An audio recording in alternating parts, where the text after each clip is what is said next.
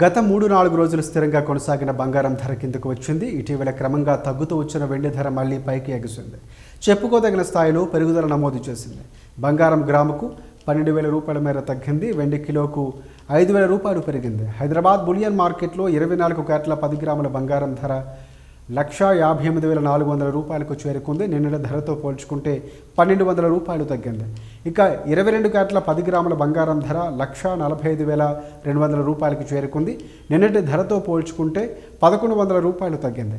ఇక దేశ రాజధాని ఢిల్లీలో 24 క్యారెట్ల 10 గ్రాముల పసిడి రేటు 1,58,550 రూపాయలకు చేరుకోగా 22 క్యారెట్ల 10 గ్రాముల గోల్డ్ ధర 1,45,350 రూపాయలకు చేరుకుంది. ఇక వెండి చెప్పుకోదగిన స్థాయిలో పెరుగుదల నమోదు చేసింది. మళ్ళీ 3 లక్షల రూపాయలు మార్కుకు చేరుకుంది. నిన్నటి ధరతో పోల్చుకుంటే కిలోకు 5,000 రూపాయల మేర పెరిగింది వెండి ధర. హైదరాబాద్లో కిలో వెండి ధర ప్రస్తుతం 3 లక్షల రూపాయలుగా ఉంది. దేశ రాజధాని ఢిల్లీలో కిలో వెండి ధర 2,95,000 రూపాయలుగా ఉంది.